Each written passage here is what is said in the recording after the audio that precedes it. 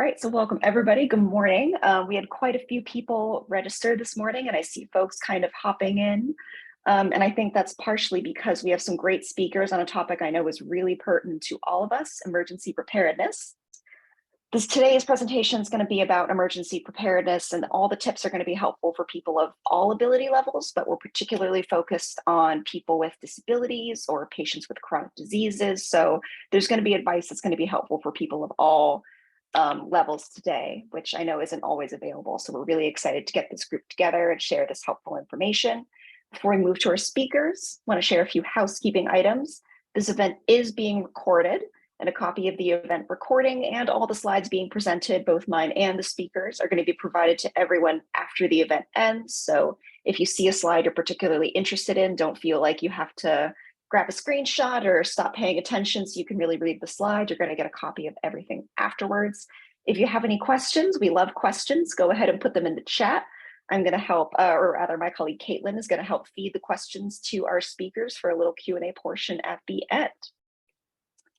This event is being presented by the California Partnership for Access to Treatment, CPAT. We are a free health information network made up of over 1,500 diverse advocacy organizations, community groups, healthcare providers, and employers committed to ensuring a healthy and productive California.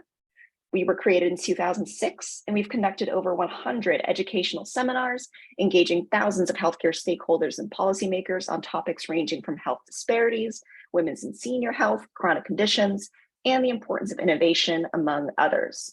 There's a few different ways you can keep up with CPAT. We have the California Access newsletter that's bi-monthly. It highlights current healthcare issues at the state or national levels. Or you can visit our website at californiaaccess.org for information about upcoming events and health resources. And in the email I send to everyone with the slides and presentation recording after this event, I'll also share information on how you can keep up with CPAT so you can join us for future events like this one. Joining CPAT is free. You can either go to the sign up link in the website, which I'll provide afterwards, or you can contact the CPAT team.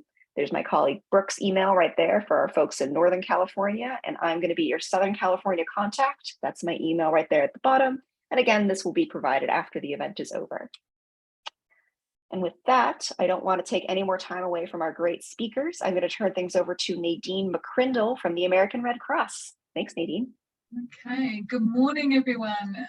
Pleasure to spend some time with you this morning. I'm just going to share my screen and we can get going. Yes, thank you very much, everyone, for joining this session this morning. A really important topic, very near and dear to my heart. I serve as the Executive Director for the American Red Cross, and I have spent some time in California deploying to disasters down there, primarily wildfires. And one of the biggest impacts, or rather the ability to see communities be able to recover from disasters is their level of preparedness. And so every effort to be able to speak to folks such as yourself about how to be prepared for disasters is every effort is rewarded in the event that a disaster does occur. So thank you very much for taking the time to learn today, be educated. So this program that we'll go through this morning, we'll talk about different types of disasters and how to prepare for them, and how you can prepare your own households, loved ones, family and friends, and also other people that you care for in your day-to-day life.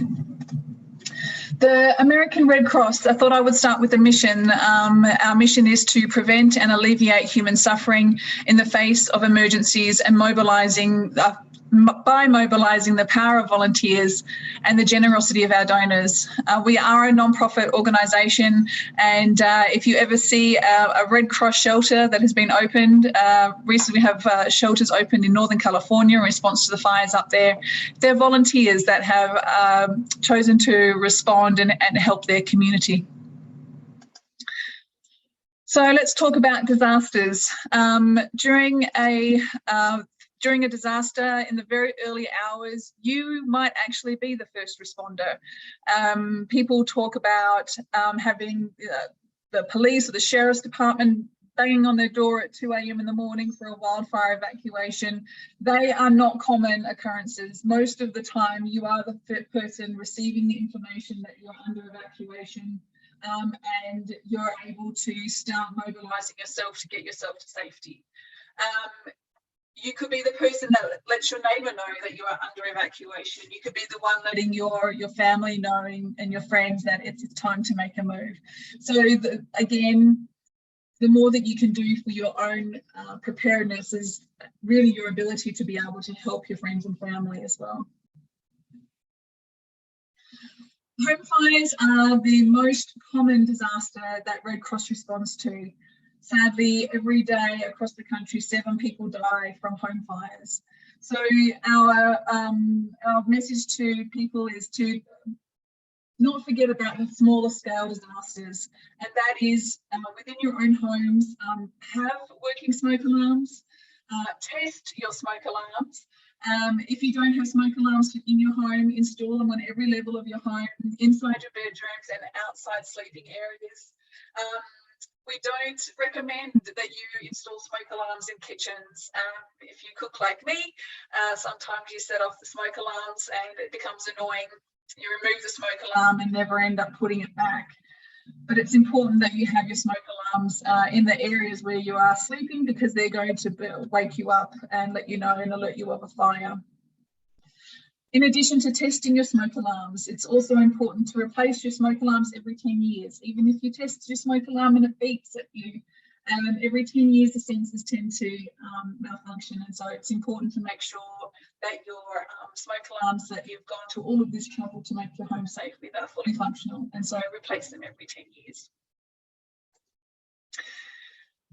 Also have a home fire escape plan, and what this is saying, okay, we've got the smoke alarms installed, we're all ready in the event of a fire, but if a fire does happen, what's next?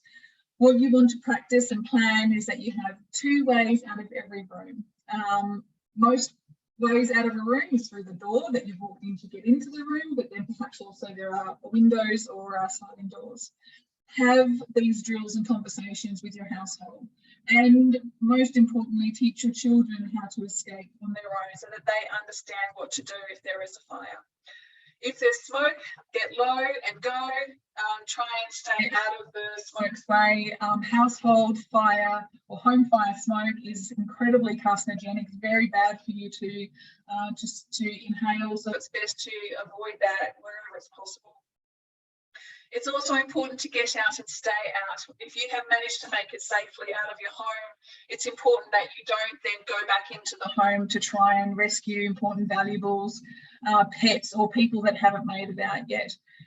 Which makes it the last point here, which is about having an outside meeting place. If you agree to meet at the palm tree across the street at your neighbours, then make sure that that's where you will go. That's how you know that everybody is out safely. If you have young children or people that need assistance with getting out of a home during a home fire, make sure that you're the one that's agreed to take a particular person or to take a particular pet. That way you're not both or multiple people trying to do the same thing and wasting precious time of trying to escape your home fire. If you don't have working smoke alarms, the Red Cross actually has a program. It has been in place now for some 8 years, where volunteers will come and install smoke alarms, and we also give you education on home fire safety. We can test any smoke alarms that you have in place and make sure that they're working, and also check that kind of 10-year expiration date. And it's a program provided free of charge. If you would like to take advantage of that program, you can contact your local Red Cross chapter to arrange that for you, or visit our website at redcross.org, where there's lots of information just on being able to prepare your own homes for home fire safety. So now let's talk about the big ones. This is your, in California, of course, everyone talks about earthquakes are very common. But the most common and most visible that we see, especially with a degree of frequency, of course, is wildfires. And so preparing your household is really important. And what I'm going to talk about today is more about the evacuation side. So not necessarily home fires, but this is having to evacuate your home and perhaps being out of your home for an extended period of time. So the best way to prepare your household is in 3 steps. The first one is build a kit, the second is make a plan, and the third is be informed. And we'll go through each of those steps just now. So building a Go kit is probably one of the most overwhelming things, because every time you try and look for a list of the best things to put into your Go kit on the internet, you get a list of 150 items. What I've got here is a list of about the top 15, and these are things that most people actually have already in their household. And all it is collating it and putting it all into one location that is easy for you to grab and go. So important things are like water. Make sure that you have water. Have food that you would like to eat and you're not relying on local restaurants or fast food chains to get your food. A flashlight in case there's no power, battery powered or a hand crank radio. Kind of going through the list, the thing that I'm always that I see most often when people are evacuated is their medications, and evacuating without your medications. If you can have a 7-day supply kept in a Go kit and you just keep rotating it through, that's the ideal world.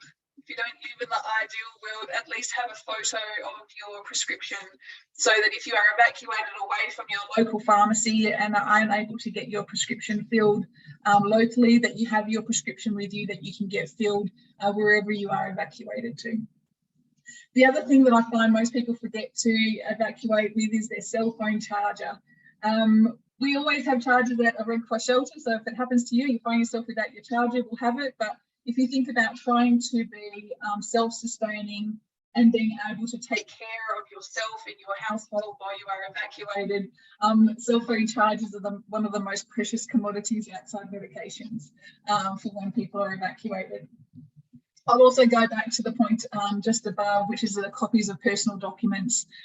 In the event that your home is damaged or destroyed due to a wildfire or other disaster, proving that you lived where you say that you lived is really important to get access to any kind of assistance, or to even just to begin your own insurance process if you have insurance covering things. So anything that shows where you live, that you are who you say you are, like birth certificates, passports, car deeds and leases to your home, those types of things, again, making it really easy to prove that you are who you say that you are. The other thing that I mentioned at the bottom here is that consider the needs of all of your family members. If you have people with certain illnesses like asthma, is making sure that they have the medication and the breathing apparatus to be able to make sure that you're comfortable when you are evacuated. Evacuating is actually quite stressful, and the more that you can do to prepare ahead of time removes just that little bit of extra stress if you have to evacuate. The other part that I mentioned is the importance of making a plan. And so having your Go kit together is fantastic. If no one knows where it is, it's not fantastic. So create your emergency plan and make sure that you share it with everyone who lives in your household. Also make sure that, or understand that emergencies don't necessarily happen after work and before you go to work or school. You could be at work, your children could be at school, and you're separated. So having an emergency plan on where you're going to meet and how you're going to evacuate, again, goes to trying to reduce the amount of stress that happens in the case that you are evacuated. You also want to identify responsibilities for each member of your household and how you're going to work together as a team. And once you've made your plan, practice it. In addition to practicing the evacuation of your home in case there's a home fire, escaping your home in case there's a home fire, make a plan on what you're going to do if you're evacuated from your home. It doesn't take long to practice it, but it's really important to do so. The other thing you want to do is consider the needs of your household. We've kind of got 5 main areas here that we identify for you to consider when putting together plans for household needs, and that is, cultural and spiritual needs that you have that are going to be important for you to be able to take care of while you're evacuated. Any functional needs for people who need mobility assistance. I know Roxanne is going to talk into it in more detail, so I won't cover it anything more than just consider what functional needs you have. Your household composition, is the household multi-generational, so you've got grandparents to take care of in addition to children. Any dietary needs, especially for diabetics, and any other dietary needs that are also supported by medication. And the last one, as I mentioned, medical needs here. So older adults we talk about for assessing their needs and understanding how medical, physical or cognitive needs may affect your ability to respond to a disaster or emergency, and really just thinking about what are the things that I need to function every day, and how would those needs be, how do we ensure that those needs are still met in the event that I'm being evacuated, and building your support network and family, friends, neighbours, caregivers. I have a 92-year-old neighbour that I check on all the time and make sure that she's okay when there's really high temperatures, all throughout COVID, to make sure that she was doing okay, and just having that open communication and knowing people and understanding what help that they might need in the event of an evacuation. Pets and livestock. So having a plan for FIDO is really important, so that you can evacuate quickly and safely. Pets are generally accepted at Red Cross shelters. Livestock will be evacuated to another area that the county identifies as a safe place to evacuate the big pets. But pre-identifying safe locations, how you're going to transport them, and making sure that they have a go kit as well. So the pet supplies like a collar, a leash, their ID in case you get separated from them. Food, they like their food, their particular food is important to them as well. Something to carry them in, so whether it be a crate or just a way for you to keep them safe, and things like a bowl to be able to give them water and food in. So a go kit for your pets is an important element if you have them living. I wanted to spend some time on evacuation terminology. We just talked about what to do when you are under evacuation orders, and so I wanted to go through how they operate in California. We have 4 different evacuation key terms. The first one is shelter in place. So this is go indoors, don't start moving yet. Shut and lock your doors and windows. Prepare to self-sustain until further notice, or you're contacted by emergency personnel for additional directions. So this is the don't panic just yet, but start thinking about what would happen if you do need to be evacuated. Then we move to evacuation warning, and this is that there's a potential threat to life and or property. If you need additional time to evacuate, not that you want to be the first car out of the neighbourhood, but that you need additional time to evacuate. So you've got pets, or you've got livestock, or people in your household with access and functional needs. This is when you start moving, and so that you can be the first car going out of the neighbourhood. The third level is an evacuation order, and this is go now. Don't wait. Immediately leave your home. The area is lawfully closed to public access, so only letting people out. They're not letting people in. And it's really, really important that when you are under an evacuation order, that you do evacuate as quickly as possible. What this means is that instead of having emergency response vehicles kind of going around the neighbourhood to make sure that everybody is out, they're able to continue working on the emergency that is happening. So the most important thing that you can do when you are under an evacuation order is not to try and figure out how long it will take until the fire will get to your house, but is to actually evacuate. And then the 4th level, and that is that your evacuation order or orders have been lifted.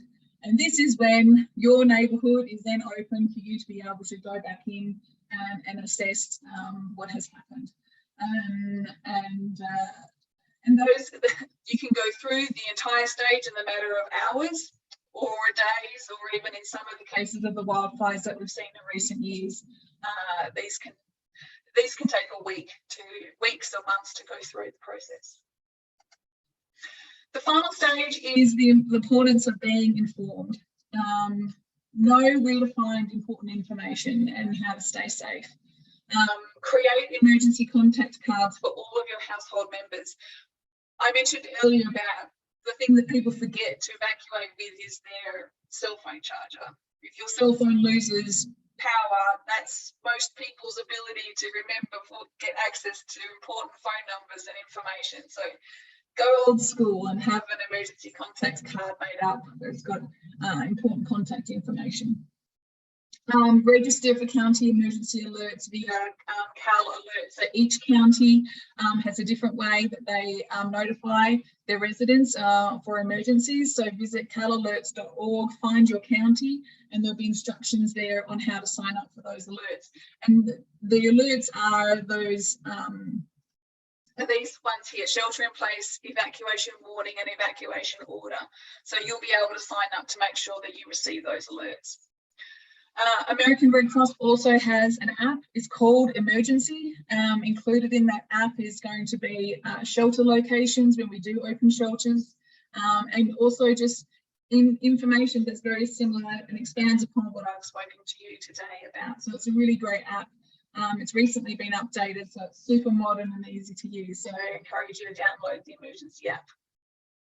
Also, because we are all very active on social media, is to follow your county emergency management on social media, and then also your local Red Cross chapter. Both will be publishing updates on shelter locations, emergency levels, and any support that is available for people that have been evacuated.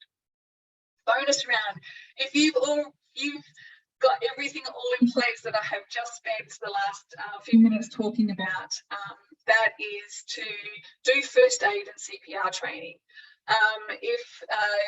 If you have the time available to do it, Red Cross does offer first aid and CPR training.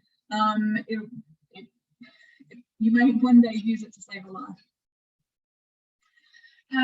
So coming into the last few slides this morning, and that is take action. So review and update your kits and plans annually. Check your smoke alarms and other safety equipment at least once per month.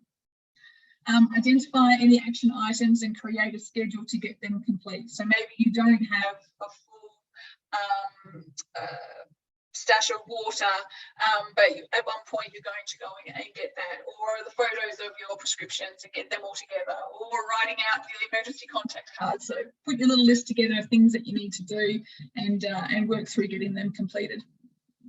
Share what you have learned and ask others about their plans and kits. Get your neighbourhood together and have a little emergency preparedness training. You can go through these slides with your neighbours. And also just about set some goals, take some small steps, and celebrate every success. Having responded to quite a few disasters through Red Cross, I can tell you when I'm in an evacuation centre and we have the family that has got all the plastic crates and they're like, here's all of our personal information, here's our food, here's our snacks, here's some games for the kids to play. An evacuation for them is nothing as stressful as the next vehicle over who forgot everything and aren't quite sure what's happening next. So celebrate the action that you take in making sure that your family, friends and loved ones are taken care of and are ready and prepared. So thank you very much for your time. I encourage you to visit our website, redcross.org. We have a lot of information on there about disaster and emergency preparedness, and be ready for the next disaster that might be hitting your area where you live. Thank you very much. Thank you so much, Nadine. That was a lot of really helpful information that you managed to pack into 20 minutes. We really appreciate it. There will be a Q&A portion at the end for any folks who have questions. But next, I'm going to turn things over to Roxanne from FEMA. She's going to talk to us a little bit about her role as disability integration specialist and some different resources from the FEMA perspective. You could just go to the next slide. Okay. There you go. So, I mean, just like the picture says, disasters can happen absolutely anywhere. And I think it was really well highlighted by Nadine in talking about how some of the most common disasters that they end up assisting people with are house fires. So we think about disasters on such a big macro scale, but they can come down to just an individual home or an individual event. And for each person, whatever impacts them is the worst disaster. People ask that all the time. What's the worst disaster you've ever worked? And I'm like, all of them for the people who were impacted at that event. You can go to the next slide. So I've got some statistics here to share with you. I know Nadine talked about there being one medical or paramedic EMT for every 310 people. I have a statistic from National Citizen Corps, very similar, 325 people. There's one firefighter for every 265 people and one law enforcement for every 334 people. We think about that in terms of just a regular everyday day. So these are the daily averages. If you add to that the impact of a widespread event, even if it's just local, like a small fire in a community, that takes those resources, fire, law enforcement, medical, paramedic, and concentrates them into one area. It makes it even more difficult for individuals to be able to count on someone else to come and assist them in the case of a disaster. We always tell my mom, yo-yo, you're on your own. You need to be prepared. Like Nadine was talking about, there's some simple ways that you can get prepared, and it can feel really overwhelming, but I'm going to give you a lot of resources today, and then at the end, some tips. You can go to the next slide. So I know I need to prepare, but it feels like a lot. There's a lot of resources available to you, and this slide deck is going to go out to you. There are so many links in here. I tried to give you everything. But you have resources from FEMA, from CDC, the Centers for Disease Control, from ADA centers, from the American Red Cross, which you've just seen a bunch of great resources, from community-based organizations, places like independent living centers, vocational rehabilitation centers, protection and advocacy centers. And specifically, when you're thinking about people with disabilities and aging populations, there are organizations that serve those individuals as well. We have centers for the deaf, centers for the blind. We have agencies on aging, groups that serve very specific targeted individuals with very specific disabilities or access and functional needs. And they have a lot of great information as well as they try to help their clients prepare for disasters and other types of emergencies. And of course, from states and local emergency management offices. So I'm going to give you some of those links now and talk to you about what's available at some of those sites. So the FEMA website, I just got a picture of the main site there, and you can see there's a lot of different drop downs. There's flood maps and grants, emergency management. It can be kind of overwhelming to navigate, but they've done a really good job and have redone the website recently and making it a little bit more user-friendly. You can go to the next slide. I'll provide some links on this slide specifically from FEMA.org. It should be FEMA.gov. I don't know why it says org on there. It's FEMA.gov. I'll correct that and send it.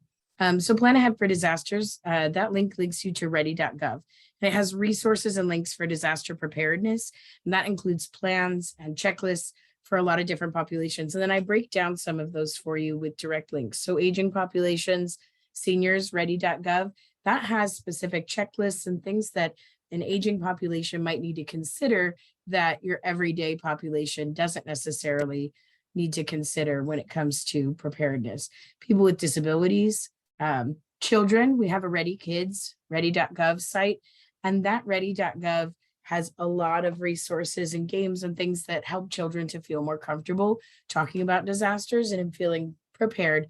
And I think it really does make a difference when we include people in our families in that planning process, because it can feel overwhelming or scary. And if we make it very matter of fact, it makes it easier for them to participate. So it has lots of activities to get young people involved in disaster preparedness.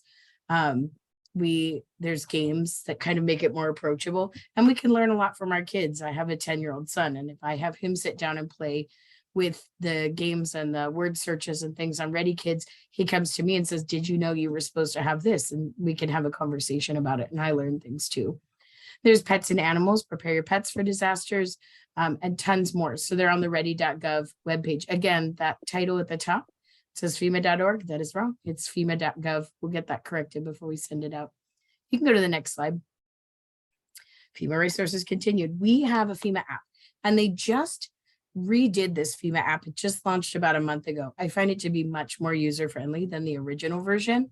It provides, I've got two screenshots on the screen from my phone just to what I see when I'm looking at the main page and then some of the links that they have. But it does have useful information before, during, and after disasters. It has links for preparedness checklists, links to FEMA.gov. You can set it up to receive emergency notifications for your area. Very helpful if you're not tuned into other types of disaster notifications, though I'm getting the alerts now from the Weather Channel app and from the FEMA app, but you can never be too careful, right? And it gives you disaster specific information if you're in an impacted area. I know that the Red Cross app, Nadine was talking about how it provides information on shelters. This links to that same information. Disaster recovery centers, which are a collaboration between the state and the federal government. And it's kind of a one-stop shop where people can get assistance in working through their applications.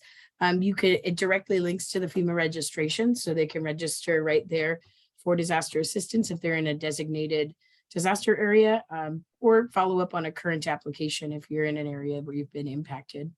You can go to the next slide. During that registration process, it also asks about access and functional needs, and that's a great place to self-identify if you have access and functional needs, or if you're assisting someone in registering who has access and functional needs. If you identify those potential needs right there during the registration, it kind of gets pulled over to another category with follow-up from immediate and unmet needs groups, focusing on access and functional needs, or things that people might need to help get them through the registration application process, and also if they potentially have housing needs or other immediate unmet needs that they may need assistance with. On this slide, you'll see the California Office of Emergency Services resources. California has the best access and functional needs team, and they are directly linked to the Office of Emergency Services. They work for Cal OES. They have a lot more people than I have. I have just me, and they have a team of like 8 people. But they have a lot of great resources. I give you a link to that page there at the top bullet. They have an access and functional needs specific communication, evacuation, transportation, and sheltering information. These are really good things to review before a disaster, because this types of evacuation, transportation, and sheltering information is specifically speaking to individuals with disabilities or access and functional needs. They're looking at accessible evacuation, transportation that may or may not be available to you. And you can make a better plan if you're looking at those types of resources and what's in your area. They have a newsletter where they talk about different priorities and things that they're working on. I think it's a great opportunity for people who work with individuals with disabilities to kind of get an idea of what the state is focusing on disaster-wise. And if you see things that are missing or gaps, it's a great opportunity to reach forward on that.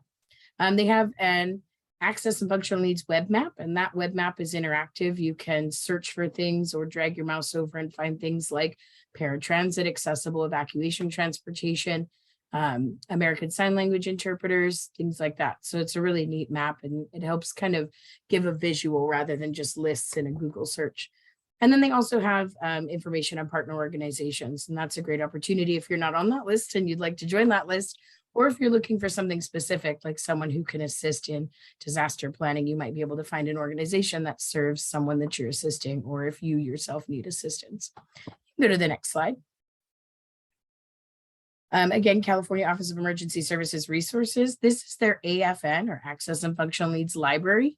It is just an absolute treasure trove of resources. They have planning guidance, links to apps like American Red Cross and the FEMA app, videos and things that talk about preparedness and training for individuals who potentially live in an area, or we all live in an area where a disaster could happen. Sheltering guidance specifically directed towards individuals with disabilities, access and functional needs, COVID-19 planning, and they also have academic research and papers. I know that can seem a little daunting to read, but there's a lot of really great information there. And they identify things that maybe emergency managers are struggling with. And so you know where their gaps and shortfalls might be when it comes to your ability to prepare for a disaster. You can go to the next slide. Pacific ADA Center. Go to this website. They have every single thing you could ever want. The ADA National Network and regional ADA centers, specifically that top link just shows where the regional centers are. The regional ADA is, for us, is the Pacific ADA. They're based out of Oakland. They cover the state of California. They cover the same region as my FEMA region. So California, Arizona, Nevada. They have this incredible amount of resources. That second link there, the emergency preparedness publications and resources, they have disaster preparedness checklists for disability specific. They have a list of things for someone who's blind to consider. They have a list of things for someone who maybe requires assistance to get out of bed in the morning, that they may need to have a bedside accessibility or a bedside kit, emergency preparedness kit, in case they are stuck in bed and unable to get out. What would they need to sustain life in an emergency? So they have a lot of things that they've thought about. So that second link, definitely go there and look for things that might help you when it comes to a list. It contains both the everyday items like water, food, flashlight, all the way down to things to consider like braille or bright color labels that say where things came from, how you got them. And then they actually have printouts too to help with things like tracking medication and kits and other items you might need. The third link down, preparedness publications and resources for first responders and government agencies. It says first responders and government agencies, but there's a lot of stuff in there that can help even individual caretakers who are assisting other folks to be prepared for disasters, or who are responsible for other people and understanding how they can better be prepared. And then the webinar series, they have monthly webinars, and all of the webinars that have ever aired over the past 8 years, I think, are stored in there. And so you could scroll through and see if there's any topics that specifically target things that you may have questions or concerns about related to emergency preparedness. You can go to the next slide. All right, we've got some preparedness tips. You could go one more, sorry. Title pages. So, I mean, number one thing, the biggest thing that I can recommend, I'm sorry, Alina, I saw you come off mute. Oh, I'm sorry about that. Nope, all good. Nope, just making sure. Okay. Thank you. The emergency contact list. This is like the first and easiest thing for you to prepare. You don't even have to leave your couch. You could do it on your phone. You would want to list contacts. I even have an example sheet on the next page. In priority, who you should try to reach first, second. You want to put those in a priority order. Include out of the area contacts on your list, because if everyone in your area is impacted, you might have a more challenging time getting a hold of someone.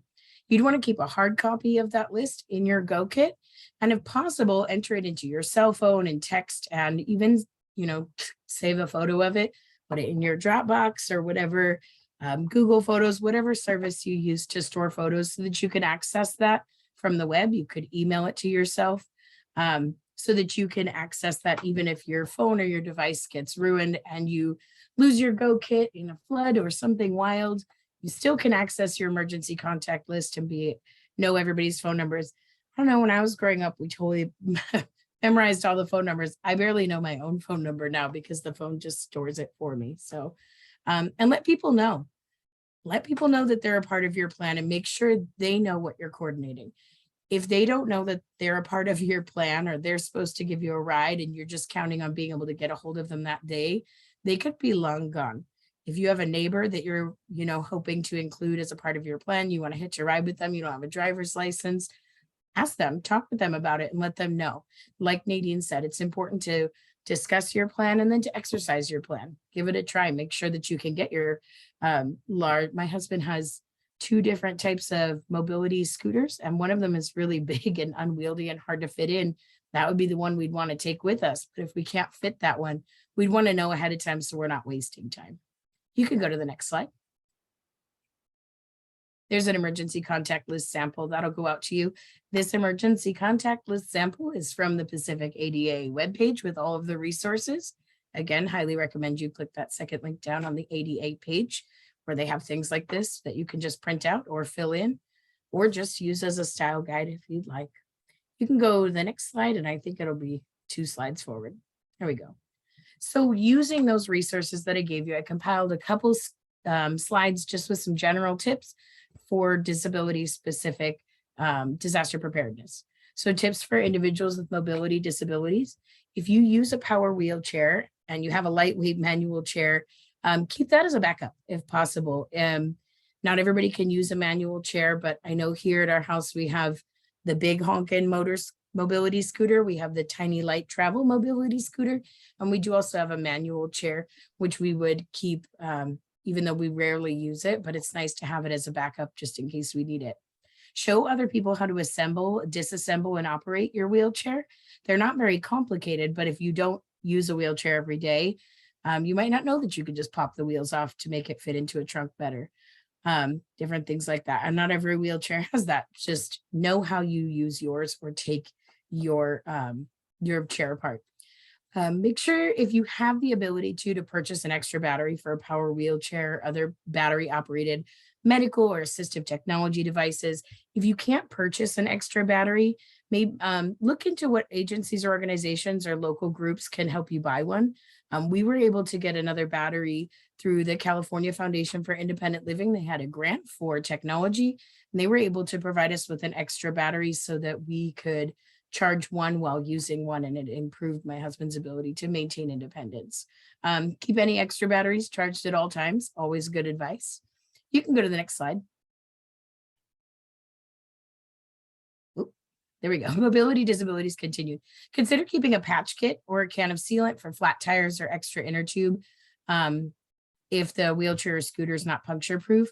It's super easy to just check those little repair kits. You can get them at any of the sporting goods stores. They're just the same as like a bike tire tube repair kit. Just tuck that into your go kit. We keep it in the back pocket of the scooter chair, just because if you bust a tire when you're out, I mean, chances are we're not going to bust a tire in the mobility scooter in the house. So keep it with you. Keep it on the scooter. They have bags or little back pockets anywhere you can. Keep an extra mobility device like a cane or a walker if you use one. My husband always takes a crutch with him on his scooter. We just stick it in the back or on the bottom of it, just in case it dies or something happens and we're unable to use it. At least he's able to have some mobility. Again, it's individual. Whatever is your specific needs, you know best. Keep a portable air pump for wheelchair tires. They're really tiny. They come in a little tube. Also, you keep it right by your repair kit, because if you have to repair it, you're going to have to pump it up too. If you use a seat cushion to protect your skin or maintain your balance, you have to evacuate. Consider keeping an extra cushion on hand. You never know what can happen. Things do get damaged in transport. Just try to, it's always keep an extra. And we realize that it's cost prohibitive, and that's a thing of privilege, being able to have extras. But again, you might be able to work through some of the foundations like California Foundation for Independent Living, it's CFILC. And if not them, they usually are able to provide a referral to someone else who might be able to assist you in being able to get some of those extra things for your kit.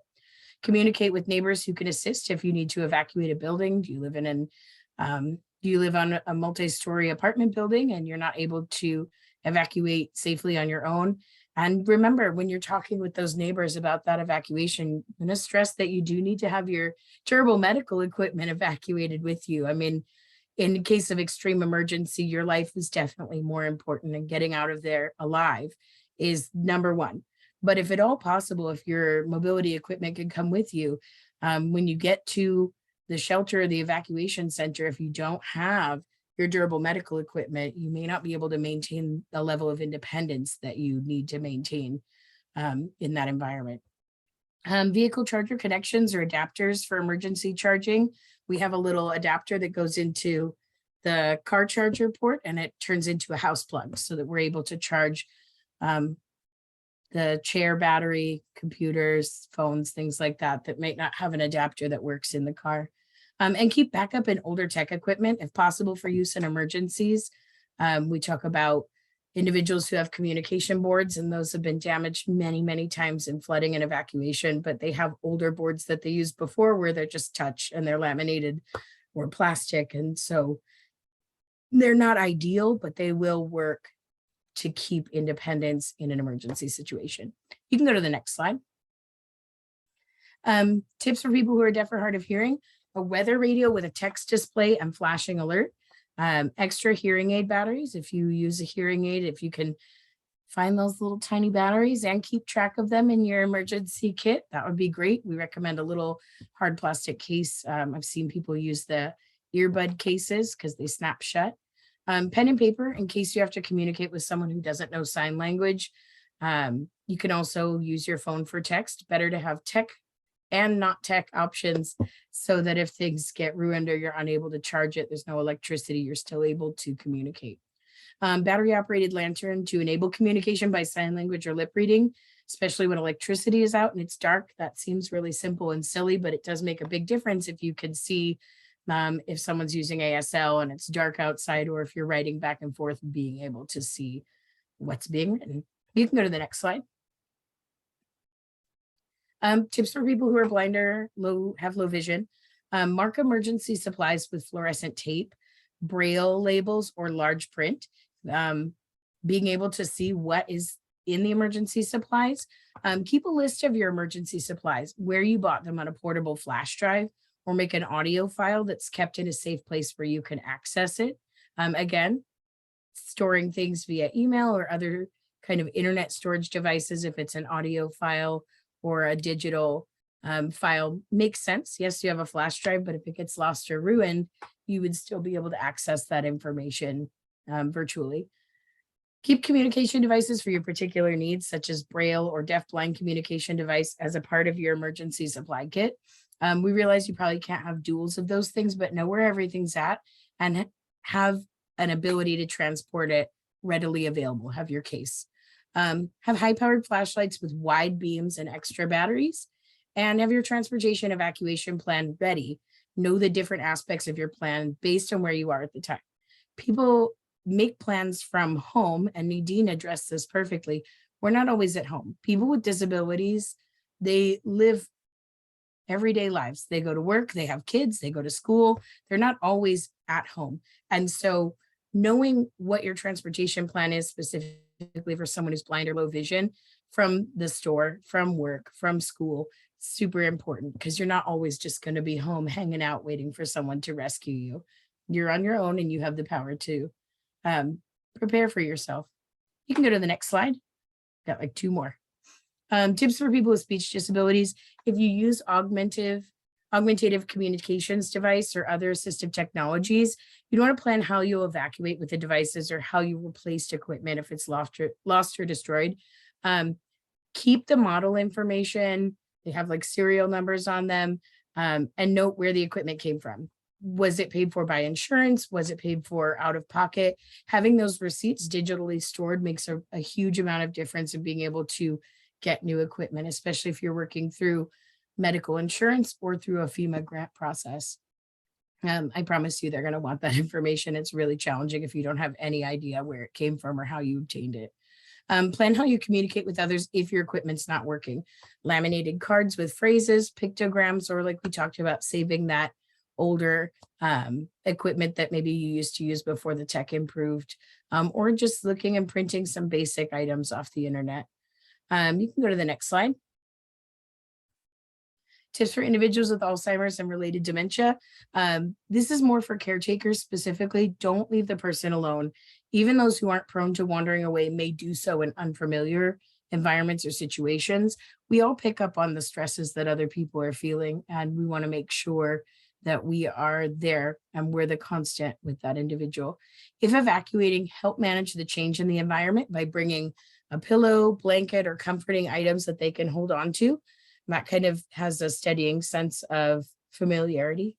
When at a shelter, try to stay away from exits, choose a quieter corner. Nadine could speak to this probably, but I think if you talk with Red Cross representatives at a shelter and you have a specific need related to an access and functional need or a disability, they want to serve you in the best way possible. And they're going to be able to provide you some assistance and make some things happen to allow you the opportunity to safely shelter. If there's an episode of agitation, respond to the emotions being expressed. For example, you're frightened and want to go home. It's okay. I'm here with you. Focus on how you're there with them and what's going to happen, and acknowledge their feelings. That's really important. Next slide. I think this is the last slide. Tips for individuals with intellectual or developmental cognitive disabilities. Keep handheld electronic devices charged and loaded with videos and activities. Purchase spare chargers for electronic devices and keep them charged. We have both solar chargers and those external charger packs. And then again, we also have the ability to charge the computer, other items with the adapter that we have in the car. Include sheets and twine or small pop-up tent to decrease visual stimulation in a busy room or to provide instant privacy. It's an individual thing. Each individual has different things they need, but a simple clothing line could make a big difference in being able to provide some kind of quieter space and less stimulating environment. Consider a pair of noise canceling headphones to decrease auditory stimuli. Shelters can be really loud and there's a lot going on. There's a lot of emotions. And so being able to kind of maybe control the environment audio and visual wise can help a lot for someone who's really struggling. And have comfort snacks available, comfort items, much like the previous slide, pillow, blanket, things that are stabilizing and feel more normal for that moment. You can go to the next slide. And there is my contact information right there. I can be reached via email, roxanne.crawford@fema.dhs.gov.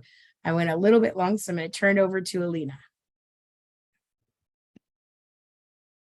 Thank you so much, Roxanne. I think you went a little long, perhaps because your information was really helpful and great. So I don't think anyone's bothered by the fact that there were maybe a few extra minutes in there. Thank you so much for your time. I'm going to turn it over now to my colleague, Caitlin Perry, who's going to go through the Q&A portion of our event. I see that we got a few messages in the chat. I just want to confirm again that the slides will be sent to everyone after the presentation is over. So if you want any of those tangible files, you will get them. Caitlin, take it away. Thanks, Elena. And thank you so much, Roxanne and Nadine, for your presentations. It's clear there is a wealth of information out there regarding planning, emergency preparedness, et cetera. And I think we all know that it's the planning and the preparing that really is key. And that also obviously seems to be the disconnect, and especially those with disabilities, access and functional needs. So it's kind of a tag team question. And Nadine, feel free to go first since Roxanne just finished speaking. But what are the specific ways that American Red Cross and FEMA work to get this information out to the communities? I think we all know that those with disabilities are disproportionately impacted by disasters and have run into barriers and experienced challenges either with shelters or just either being left behind, et cetera. So what are the specific ways we can especially get to these communities to let them know that there is a wealth of information out there to help prepare them? Okay, Caitlin, thanks for that question. So before a disaster, you can request presentations like this. It's called Be Red Cross Ready. If you reach out to your local Red Cross chapter, a volunteer can come out and do a presentation to a group and be able to do that education.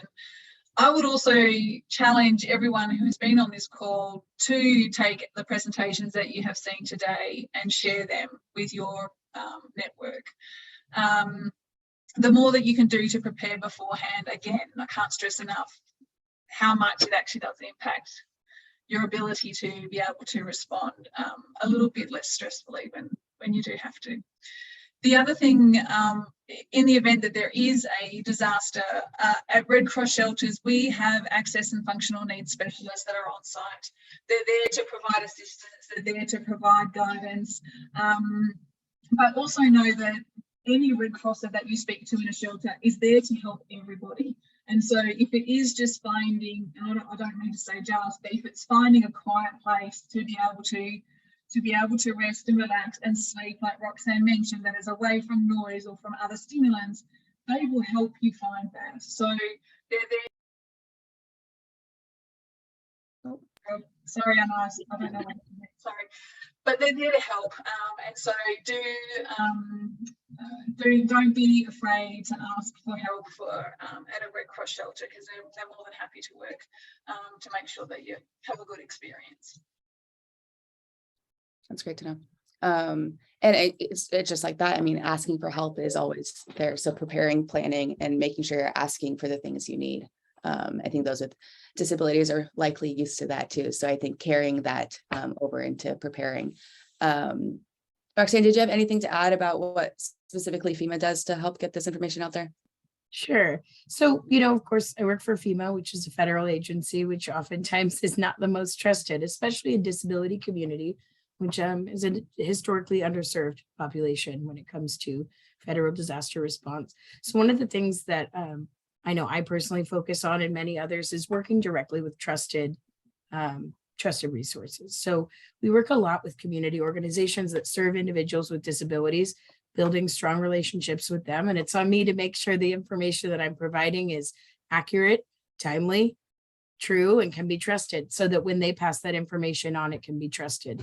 It doesn't necessarily need to come from me to the individual. I just need the individual to get the information. So working through those trusted sources is a big impact on, if I say that a shelter is fully accessible, they're like, okay.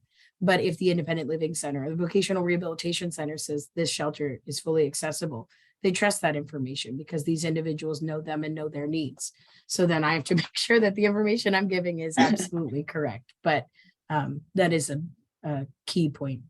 And that's great to hear. And especially, I mean, when I was just looking up FEMA resources and et cetera before this presentation, seeing how much information is out there from FEMA and the work that you're doing specifically on connecting with community-based organizations is huge. And I feel that's something that likely wasn't always the case.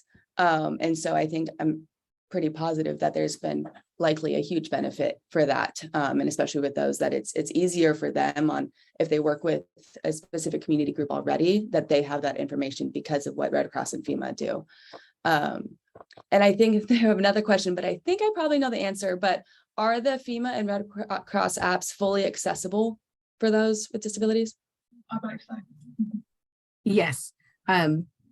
They've just redone the FEMA app and addressed maybe some of the struggles that were there. If anyone were to notice anything or see something that did not work for them or was not accessible, because we don't always get it right. We try to, but I'm not an individual who's blind, I'm not an individual who lives life through that experience, and neither are probably the web designers who are working on these apps. And though they try their best to use different resources available to them to ensure accessibility, you know, it's always good to know if someone encounters something that's not accessible so that it can be addressed. Mm-hmm. Absolutely. Couple other questions. So obviously for those with chronic conditions too, part of their basic supply kit should have updated medication, et cetera. But there's probably some concerns with those medications expiring within the kit. So what's the best way to ensure that kind of what you have in your Go kit, it's not just, okay, we did the preparation, we planned it, we have a Go kit. How do we make sure we keep those Go kits updated? And even too, for those with disabilities, should they have one in their car versus their home versus their workplace, if there are those specific needs? Roxanne, I'll take that if you don't mind. So yeah, for medicines, one of the things that we recommended is put it in your Go kit, but then rotate it through. So when you refill a prescription, put that into your Go kit and then take the old one and start using that one so that you try to avoid the medication expiring. That's a perfect world, right? That takes a lot of planning, but in the absolute worst case is that taking a photo and having your prescription and not relying on being able to call your pharmacy or being able to call your doctor in order to get access to that prescription. So then you've independently got that information with you and either have it on your phone or emailed to you so that you can access it if you're not able to use your phone. That's excellent advice. Thank you. And it looks like we're at 12:01. So unless Nadine, Roxanne, unless you have anything else to add or anything you think you missed, feel free to have the opportunity now. Otherwise, I think we're likely good for today. I would just say start. It's very overwhelming with all of the information that you've received. And so starting is often the hardest thing. And so I would just encourage everyone to start that process of planning and you'll be amazed at what you can achieve. Mm-hmm. Thank you. Absolutely. Absolutely. Thank you so much for having us. Alina, if you're able to change the FEMA.org to FEMA.gov before you send it out, or I can send you an updated copy. Sorry about that. Yeah, absolutely. No, don't apologize. Thank you both so much for offering us your time and sharing all of this critical information. I know I got a lot out of it. I hope all of our attendees did too. And again, everybody, I'm going to send you all a recording of this presentation and a copy of all the slides. Thank you to everybody who participated and to our speakers. Thank you All so right. much. Thank you. Thanks. All right, signing off. Have a good day.